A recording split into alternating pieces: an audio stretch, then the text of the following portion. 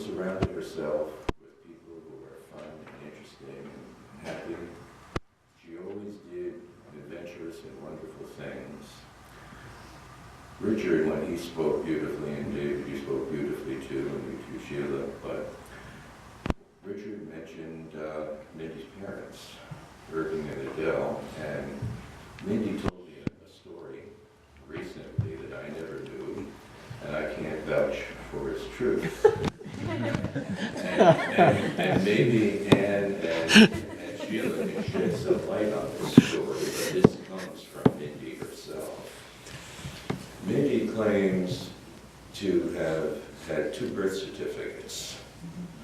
That when the rabbi said that she was born on May 14th, 1940, she has a birth certificate that says so. She also has a birth certificate that says she was born on May 14th, 1941.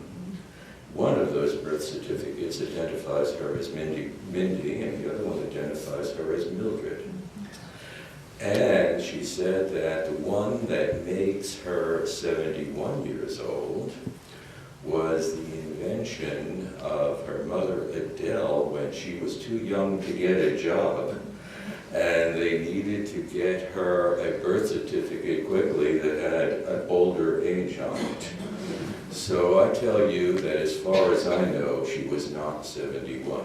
She was 70, and that's the Mindy that I know. That's great. For the past 40 years, almost everything I did included Mindy and her family, and her friends in Seymour. And we went to holidays together, we went to vacations together, we went to family gatherings together, and usually in the same car. So that it's almost like an impossible thought for me that this person who's so integral to my life should be gone. But she is, and she'll always be somebody that will never be forgotten.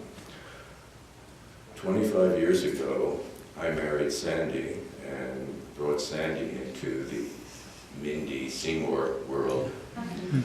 And Sandy fit in very well, very closely. And Sandy became almost Mindy's sidekick in the last few years. And they shared a common vice. They liked to shop together.